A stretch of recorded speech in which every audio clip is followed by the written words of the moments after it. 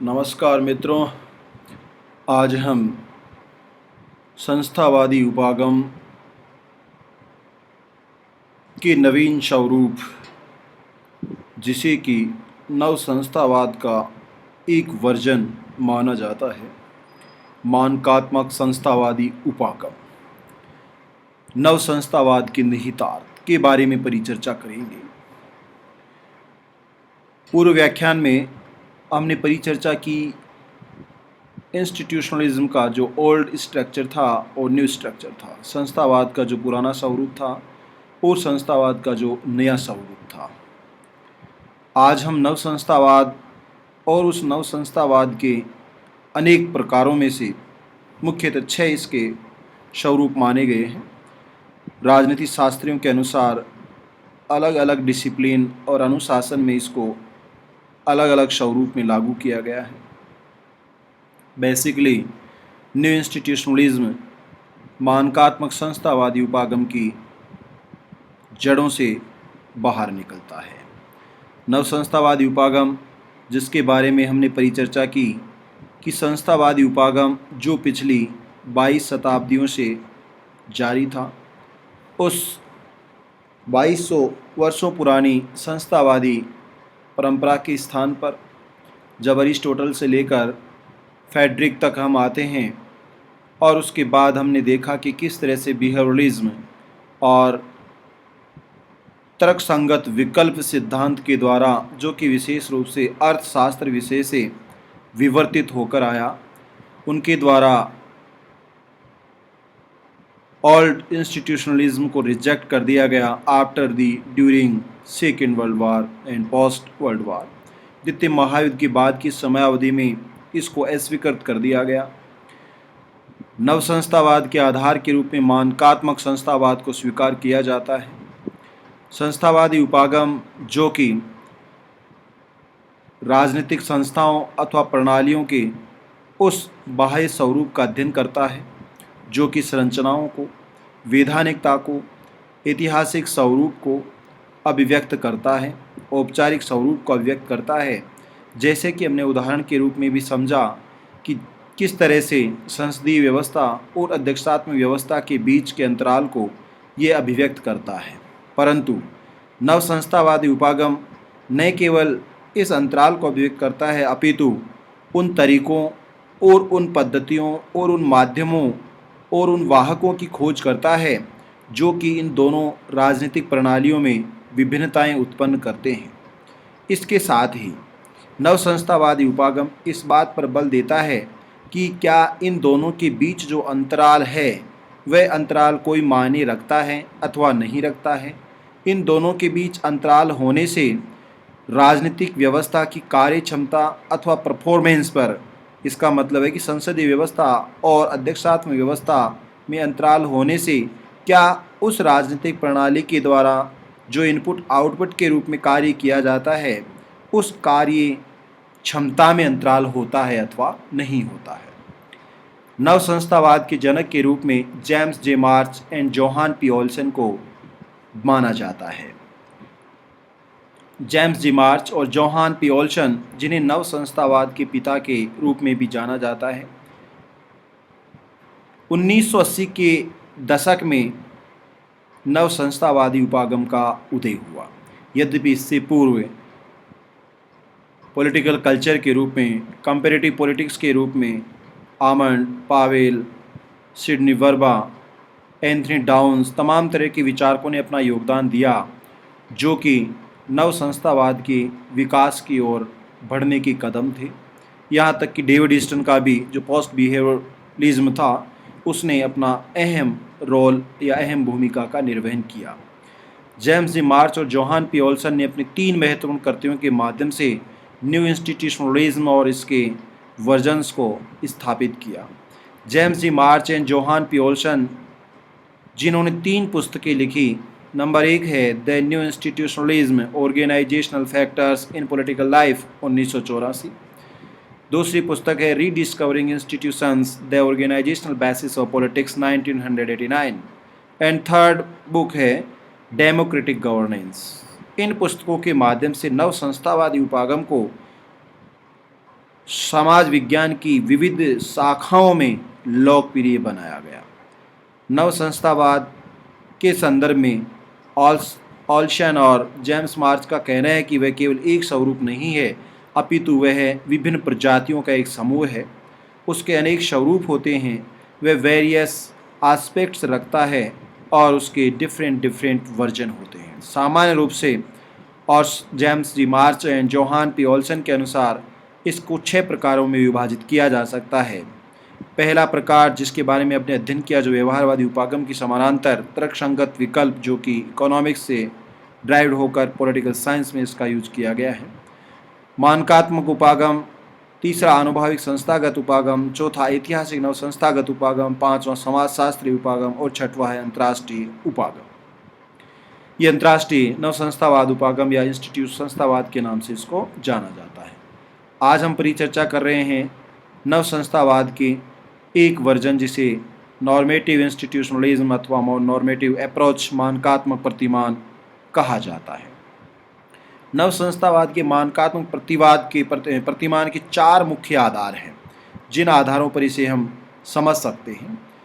पहला केंद्रीय बिंदु है व्यक्तिकता, अर्थात मानकात्मक नव संस्थावाद इस बात पर बल देता है कि किसी संस्था में अथवा संगठन में कार्य करने वाली इकाई अथवा राजनीतिक अभिकर्ता की एक व्यक्तिगत भूमिका भी होती है। उस व्यक्तिगत भूमिका के कारण ही वह अपनी पहचान स्थापित कर पाता है, अपितु वह समग्र और एकीकृत संगठन के अंतर्गत भी अपने व्यक्तिगत लाभांश को ध्यान में रखकर कार्य करता है। उपयोगिता, प्रत्येक इकाई जो है और जो संगठन है, संस्था है, सभी किसी न किसी उद्देश्य और एम्स के लिए, जो कि लाभांश का उद्देश्य होता है, कार्य करते हैं। इसलिए व्यक्ति इकाई के रूप में और संगठन सामूहिक रूप से कलेक्टिव एक्शंस के रूप में उपयोगिता के लिए कार्य करते हैं। मान्यताएं, नव संस्थावादी सिद्धांत जो कि अनेक स्वरूपों में हैं, उन सभी सिद्धांतों की अपनी मान्यताएं होती हैं और इन टर्म और कंडीशन के आधार पर ही सिद्धांतों को आगे बढ़ाया जा सकता है। इसलिए सभी सिद्धांतों की अपनी मान्यताएं हैं जिसके आधार पर ये किसी विशेष बिंदु को स्पष्ट करते हैं। चौथा मुख्य केंद्र बिंदु है पद्धतियाँ। बेसिकली पद्धति उपागम का उदय 1970 के दशक में अमेरिकी राजनीति शास्त्रियों के द्वारा अमेरिकी राजनीति को समझने के लिए शोधार्थियों के द्वारा बड़े स्तर पर किया गया। इस पद्धति उपागम अथवा दृष्टिकोण का ही परिणाम था कि सब राजनीति विज्ञान के शोधार्थी इस बात की खोज करना चाहते थे कि जो राजनीतिक संस्था है और जो उस संस्था में कार्य करने वाले एक्टर्स या अभिकर्ता हैं, वे एक दूसरे को कैसे प्रभावित करते हैं तथा उन संस्थाओं के स्वरूप को निर्धारित करने में व्यक्ति तथा व्यक्ति के व्यवहार को निर्धारित करने में या उसके व्यवहार के स्वरूप को शेप देने में संस्थाएं और संगठन किस तरह से अपनी भागीदारी निभाते हैं। मानकात्मक प्रतिमान, जिसके संदर्भ में एमाइल दुर्खैम जो समाजशास्त्री हैं, उनका ये मानना है कि आलोचनात्मक सामाजिक स्वरूप निसंदेह व्यक्तिगत दृष्टिकोण का निर्माण करने में महत्वपूर्ण भूमिका का निर्वहन करता है। उनका मानना है कि प्रत्येक जो प्रणाली होती है, उस सामाजिक प्रणाली में अनेक उप प्रणालियाँ होती हैं, जैसा कि डेविड ह्यूम कहता है, और इसलिए समाजशास्त्रीय दृष्टिकोण से यदि हम विचार करें तो सामाजिक दृष्टिकोण का उस व्यक्ति की और संस्था की संरचना के स्वरूप के निर्धारण में योगदान होता है। मैक्स वेबर, जिनका ये मानना है, जो कि नौकरशाही सिद्धांत के प्रतिपादक और जनक भी रहे हैं, मैक्स वेबर का ये कहना है कि कल्चर महत्वपूर्ण निर्णायक भूमिका का निर्वहन करती है। जिस तरह की संस्कृति होती है, उसी संस्कृति से ब्यूरोक्रेट्स का, अभिकर्ता का, किसी पॉलिटिकल सिस्टम में कार्य करने वाले एक्टर्स का, उसके व्यवहार का निर्धारण होता है। फिलिप सेल्जनिक का कहना है कि मानवीय जीवन और व्यवहार के अनेक तत्व उसको प्रभावित करते हैं और उस मानव के व्यवहार पर जो संस्था में कार्य करता है उसके व्यवहार पर अपना प्रभाव अभिव्यक्त करते हैं। प्रसिद्ध संगठन शास्त्री चेस्टर बर्नार्ड, जो कि अमेरिका में टेलीफोनिक कंपनी के एग्जीक्यूटिव डायरेक्टर भी थे, इन्हें संयुक्त राज्य अमेरिका के इन सरकारी संस्थानों में लंबे समय का या दीर्घकालीन सरकारी कार्मिक का अनुभव था। चेस्टर बर्नार्ड ने कहा कि अपने ऑर्गेनाइजेशन और इंस्टीट्यूशन में डिफ्रेंशिएशन होता है, तथापि संगठन और संस्था के अंतर्गत व्यक्ति और संगठन या संस्था दोनों ही अपनी महत्वपूर्ण भूमिका का निर्वहन करते हैं। संगठन या संस्था व्यक्ति के व्यवहार को निर्धारित करने में तथा व्यक्ति के द्वारा संगठन की सुधार और प्रति सुधार में अपनी महत्वपूर्ण भूमिका का निष्पादन किया जाता है।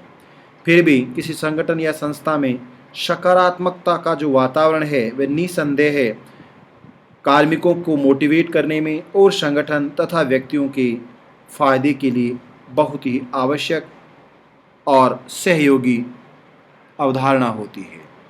मार्च एंड ऑल्सेन का कहना है कि कोई संगठन या संस्थाओं के अंतर्गत कार्य करने वाले अभिकर्ताओं या एक्टर्स के बारे में हम बात करें तो उन संस्थाओं में कार्य करने वाले अभिकर्ताओं का जो पॉलिटिकल बिहेवियर होता है, उस पॉलिटिकल बिहेवियर की जो पॉलिटिकल एक्शंस होते हैं वो 2 टाइप्स होती हैं।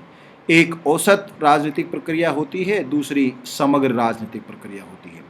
औसत राजनीतिक प्रक्रिया जहां प्रत्येक व्यक्तिगत इकाइयों के योग से बनने वाली प्रक्रिया होती है, और समग्र प्रक्रिया जो इंटीग्रेटेड स्ट्रक्चर को अथवा कलेक्टिव एक्शन को अभिव्यक्त करता है। इसका मतलब है कि जो एग्रीगेटिव स्ट्रक्चर है वह इंडिविजुअलिटी को अभिव्यक्त करता है, जबकि जो समग्र राजनीतिक स्वरूप है वह सामूहिक व्यवहार को अभिव्यक्त, ये व्यक्तिगत व्यवहार का प्रतीक है और ये सामूहिक राजनीतिक व्यवहार का प्रतीक है।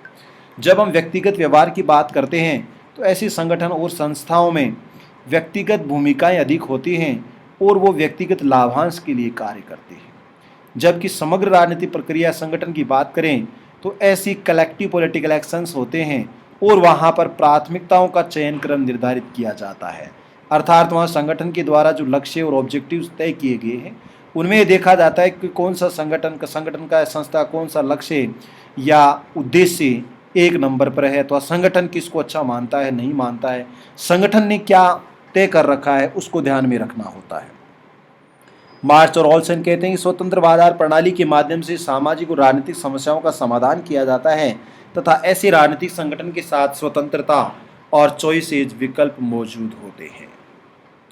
मानकात्मक प्रतिमान को अभिव्यक्त करने के लिए मार्च एंड ओल्सन के द्वारा 7 प्रश्नों का निर्माण किया गया। अर्थात मार्च और ओल्सन कहते हैं कि मानकात्मक प्रतिमान को यदि हमें समझना है तो इन 7 आधारों पर, 7 तत्वों पर, फैक्टर्स के माध्यम से हम समझ सकते हैं। इनका उत्तर, इनका जवाब भी क्या है, मानकात्मक प्रतिमान की समझ है। पहला प्रश्न है कि व्हाट इज इंस्टीट्यूशन या what is the meaning of institution, संस्था का अभिप्राय क्या होता है।